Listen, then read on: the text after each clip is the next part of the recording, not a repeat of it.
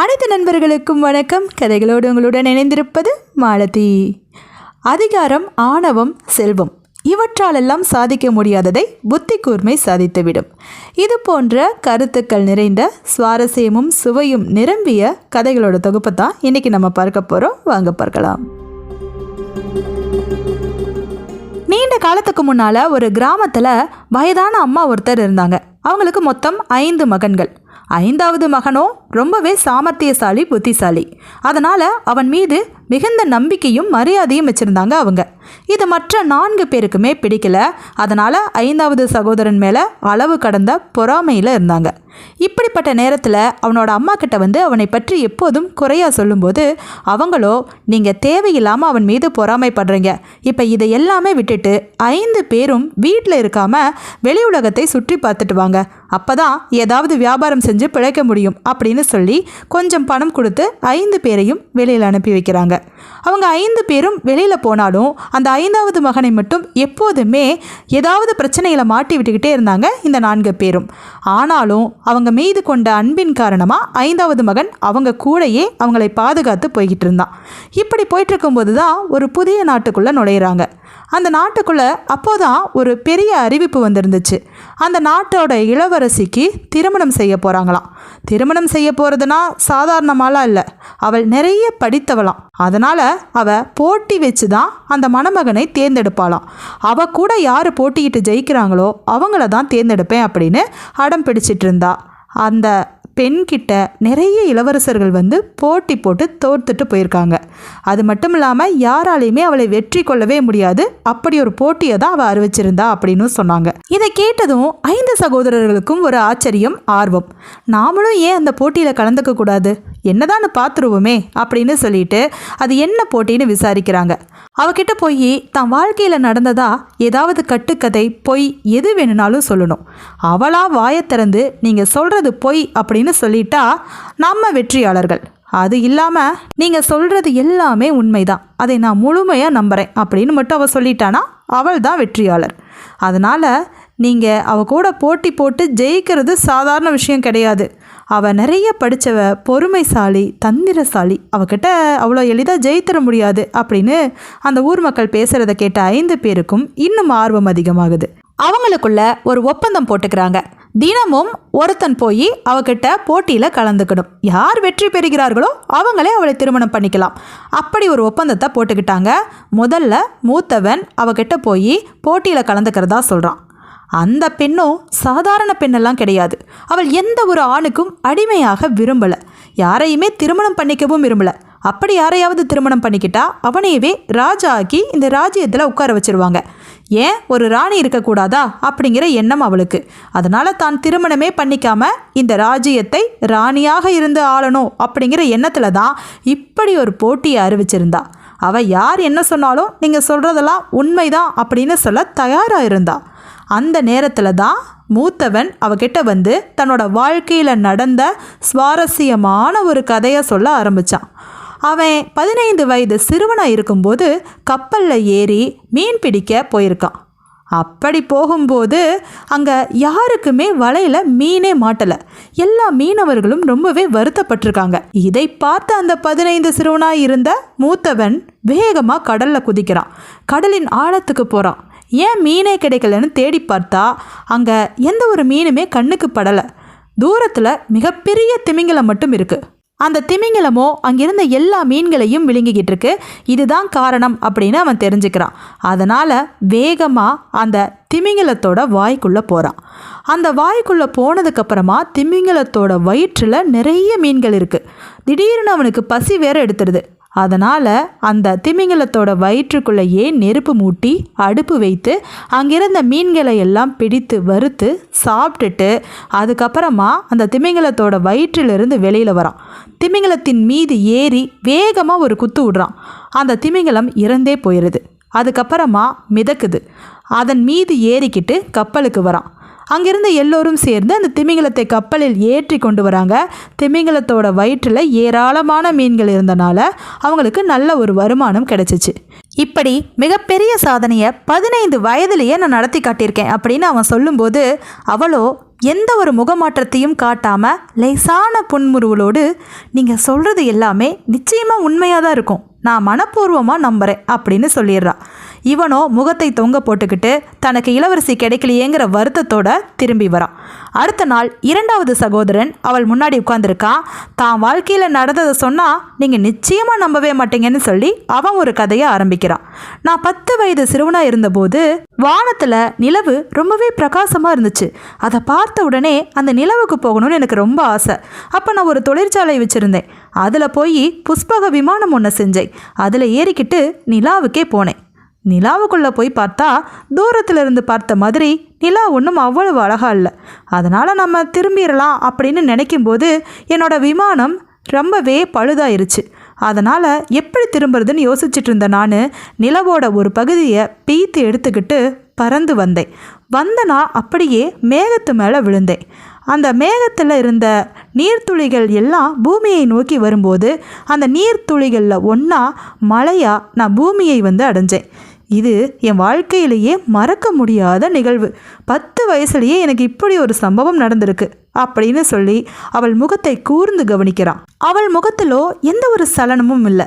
சிரித்தபடி, நீங்கள் சொல்கிறது உண்மைதான், நான் மனப்பூர்வமாக நம்புகிறேன் அப்படின்னு சொல்கிறா. இப்போ இவனுக்கும் முகம் தொங்கி போகுது. சரி அப்படின்னு சொல்லிட்டு கிளம்பி போகிறான். அடுத்தது 3வது சகோதரன் அடுத்த நாள் அவளை சந்திக்க வரான். அவன் தான் 5 வயது சிறுவனாக இருக்கும்போது தன் வாழ்க்கையில் நடந்த சம்பவத்தை அவகிட்ட விளக்கமாக சொல்கிறான். என்னோட வாழ்க்கையில் நடந்ததை சொன்னால் நீங்கள் ஆச்சரியப்பட்டு போவீங்க அப்படின்னு சொல்லிட்டு அவன் கதையை சொல்கிறான். நான் 5 வயது சிறுவனாக இருக்கும்போது காட்டுக்குள்ளே அடிக்கடி போவேன். அங்கே எனக்கு ஒரு பிராணி ரொம்பவே பழக்கமாக இருந்துச்சு.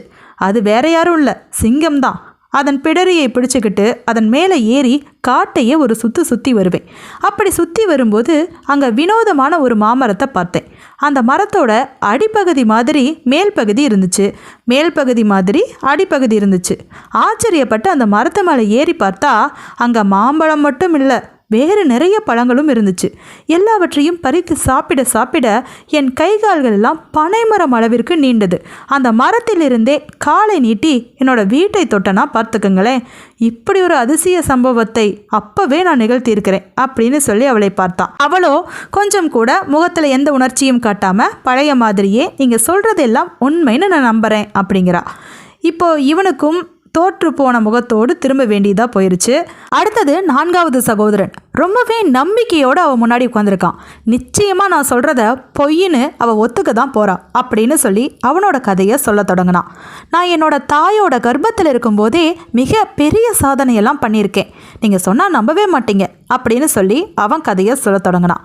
என்னோட அம்மாவோட கர்ப்பத்தில் இருக்கும்போதே என்னோட அம்மா ஒரு முறை காட்டு வழியாக போயிட்டு இருந்தாங்க. அங்கே அவங்க முன்னாடி மிகப்பெரிய புலி. எங்கள் அம்மா ஏற்கனவே தைரியமானவங்க தான், ஆனால் புலியை திடீர்னு பார்த்தா பாவம் அவங்க ரொம்பவே பயந்துட்டாங்க. இதை வயிற்றுக்குள்ளே இருந்த நான் கவனித்தேன். என்னோடய அம்மாவை காக்க வேண்டியது என்னோட கடமை அப்படின்னு நினச்சேன். அதனால் கர்ப்பத்திலிருந்து வெளியில் குதிச்சு வந்து அந்த புலியோட முதுகில் ஓங்கி ஒரே ஒரு உதை, அவ்வளவுதான். அந்த புலி அப்படியே செத்து விழுந்துருச்சு. திரும்பவும் நான் கர்ப்பப்பைக்குள்ளே போய் உட்காந்துக்கிட்டேன். இப்படி கர்ப்பத்தில் இருக்கும்போதே நான் ஒரு புலியவே அடித்து கொண்டிருக்கேன், அவ்வளவு பெரிய வீரன் நான் அப்படின்னு பெருமையாக சொல்கிறத கேட்ட உடனே அவளோ நீங்கள் சொல்கிறத எல்லாவற்றையும் நான் நம்புகிறேன், அது உண்மையாகத்தான் இருக்கணும் அப்படின்னு சொல்லிடுறா.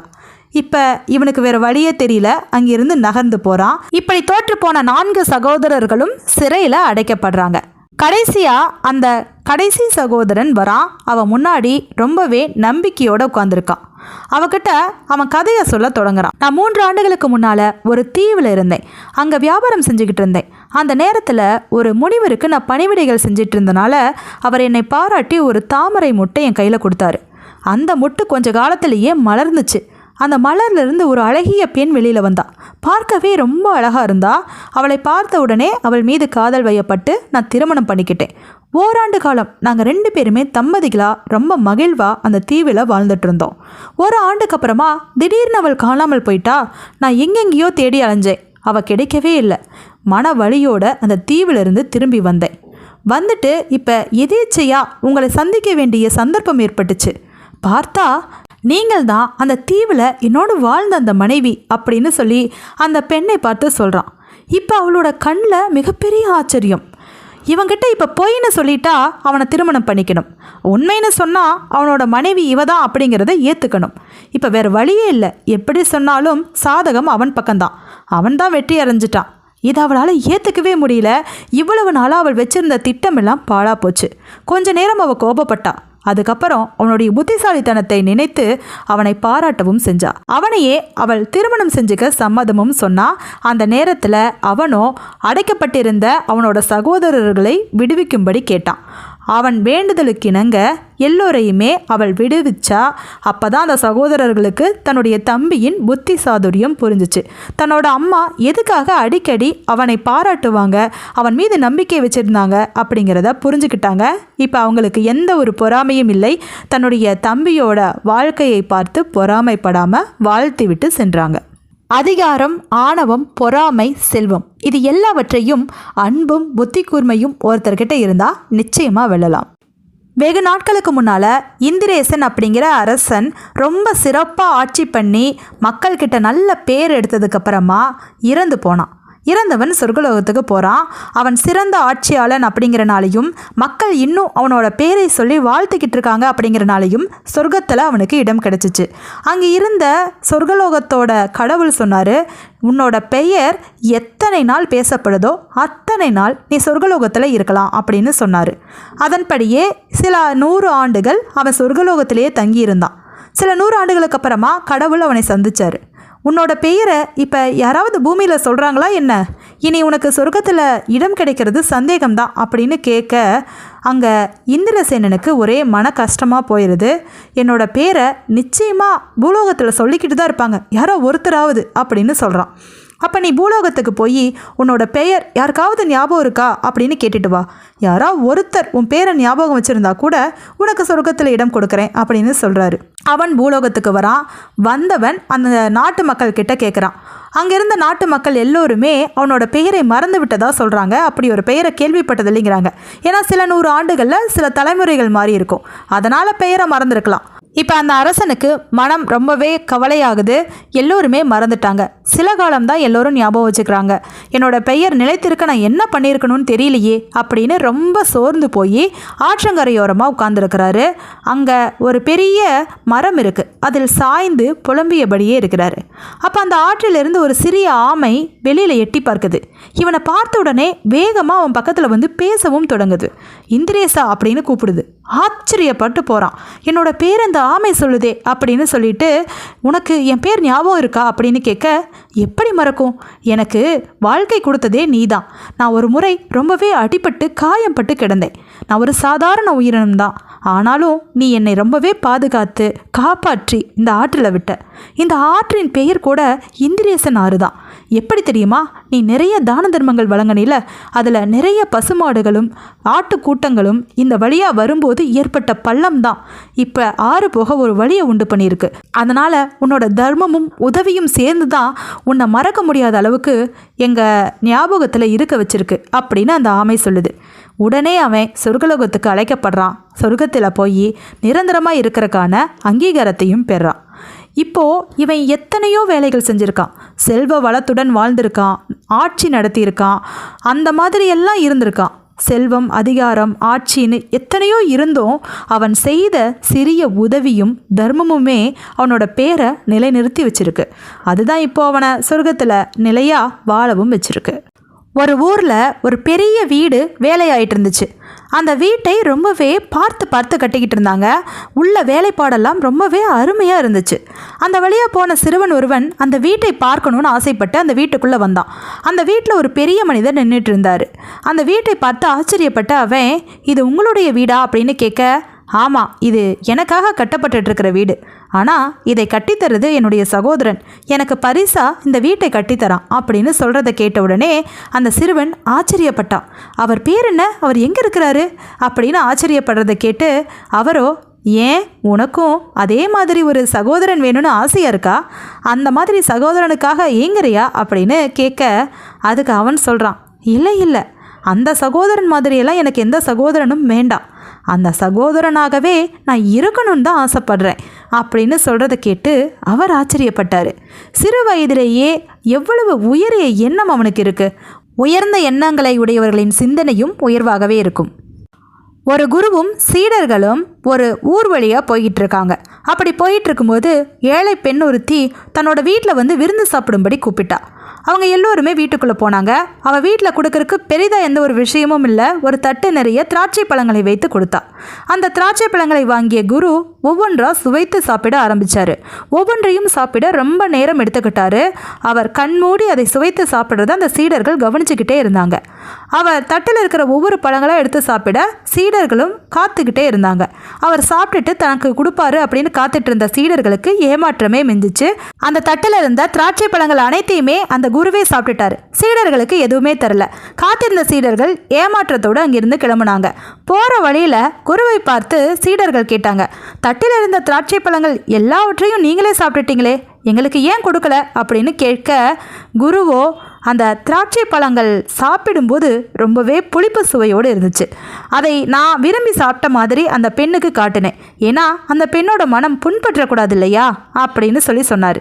இதை கேட்ட உடனே சீடர்கள் சொன்னாங்க, உங்களோட சுக துக்கங்கள் எல்லாவற்றிலும் நாங்கள் பங்கெடுத்துக்கணும் இல்லையா, நீங்கள் ஏன் அதை கொடுக்காம போனீங்க, நாங்களும் அதை விரும்பி சாப்பிட்ருப்போமே அப்படின்னு சொல்ல, எனக்கு உங்களோட மனநிலை எப்படின்னு தெரியாது. ஒருவேளை அதை சாப்பிட்டு பார்த்து புளிக்குதுன்னு சொல்லிட்டா அந்த பெண்ணோட மனம் ரொம்பவே பாடுபடும். அவள் வீட்டிலேயே இருந்த ரொம்பவே நல்ல பொருள் அந்த திராட்சை தான். அதை நமக்கு கொடுக்குறா அப்படின்னா அவளோட உள்ளத்தை பார்க்கணும். ஒருவேளை நீங்கள் யாராவது அதை குறை கூறி அவள் மனது புண்பற்றக்கூடாதே அப்படிங்கிறக்காகத்தான் நானே அதை அத்தனையும் சாப்பிட்டேன் அப்படின்னு சொல்லி விளக்கம் கொடுக்குறாரு. அதிலிருந்து எல்லோரும் புரிஞ்சுக்கிறாங்க, யார் மனதையும் எப்போதுமே புண்படுத்தக்கூடாது அப்படின்னு. ஒரு நாள் வானலோகத்தில் இருக்கிற 2 தேவதைகளுக்கு மிகப்பெரிய சந்தேகம் வந்துருச்சு. இறைவன்கிட்ட பல பேர் வந்து வேண்டிக்கிறாங்க, பூஜை பண்ணுறாங்க, எல்லாமே செய்கிறாங்க. ஆனால் யாருக்கு அளவுக்கு அதிகமான பக்தி இருக்குது, இதை எப்படி கண்டுபிடிக்கிறது அப்படின்னு கடவுள்கிட்டையே கேட்குறாங்க. கடவுளும் அந்த 2 தேவதைகளுக்கு ஒரு வேலையை கொடுத்து அனுப்புகிறாரு. நீ போய் யார் என் மேலே அளவுக்கு அதிகமாக பக்தி வச்சுருக்காங்கன்னு தெரிஞ்சுக்கிட்டு வான்னு அனுப்புகிறாரு. தேவதைகள் ஒரு ஊருக்கு போகிறாங்க. அந்த ஊரில் போய் பல பேர்த்த சந்திக்கிறாங்க. அதில் ஒருத்தர், நான் தினமும் கோவிலுக்கு போகிறேன், கடவுளை நினைக்காத நாளே இல்லை, 3 வேளையும் கடவுளை வணங்குறேன் அப்படிங்கிறான். அடுத்தவன், நான் வெள்ளி செவ்வாய்க்கிழமைகளை மட்டும் கோவிலுக்கு போவேன் அப்படிங்கிறான். மற்றவன், நான் வாரத்தில் 1 நாள் நிச்சயமாக கோவிலுக்கு போவேன்பா. இன்னொருத்தனோ, எனக்கு கஷ்டம் வர சமயத்தில் கடவுளை நினைப்பேன் அப்படின்னு சொல்கிறான். இப்படி பலரும் பலவிதமான பதில்களை கொடுக்க தேவதைகளுக்கோ அவங்க சந்தேகம் தீர்ந்த பாட்டை காணோம். சரி, இன்னொருத்தனை கேட்போம் அப்படின்னு வேகமாக போயிட்டு இருக்கிற ஒருத்தனை பிடிச்சு நிறுத்தி கடவுளை நினைப்பையான்னு கேட்குறாங்க. அவனோ, கடவுளை நினைக்கலாம் எனக்கு நேரமே கிடையாது, எனக்கு அவ்வளவு வேலைகள் இருக்குது, குடும்ப பொறுப்புகள் இருக்குது, என்னோட குடும்பத்தில் இருக்கிறவங்கள கவனிக்கணும், ஏழை மக்களுக்கு உதவி செய்யணும், என்னோட வேலையை கவனிக்கணும், இதுக்கே எனக்கு மூச்சு முட்டி போகுது அப்படின்னு ஓடிக்கிட்டே சொன்னான். இப்போது இது எல்லாவற்றையும் கொண்டு வந்து கடவுள்கிட்ட சொல்கிறாங்க. இதில் யார் உங்கள் மேலே அளவுக்கு அதிகமாக பக்தியாக இருக்கிறதா நீங்கள் நினைக்கிறீங்கன்னு சொல்ல, 3 வேளையும் உங்களை நினச்சிக்கிட்டு தினமும் கோயிலுக்கு போகிறவர் தானே அப்படின்னு கேட்க, அவரோ, அப்படியெல்லாம் கிடையாது, நான் கடைசி ஆளை தான் சொல்லுவேன். ஏன்னா அவர் என்னை பற்றி நினைக்க கூட நேரம் இல்லாமல் வேலைகளில் கவனத்தை செலுத்தி குடும்ப பொறுப்புகளை சுமந்து ஊரில் இருக்க எல்லோருக்கும் உதவி செஞ்சிட்ருக்கான். தன்னோட வேலைகளில் கவனத்தை செலுத்தி உழைப்பை நம்புகிற யாராக இருந்தாலும் என்னை நினைக்கலைனாலும் அவங்களுக்கு தான் பக்தி அதிகம்னு நான் சொல்லுவேன் அப்படின்னு கடவுள் சொன்னாராம். மீண்டும் நல்ல ஒரு கதையோடு சந்திப்போம். நன்றி.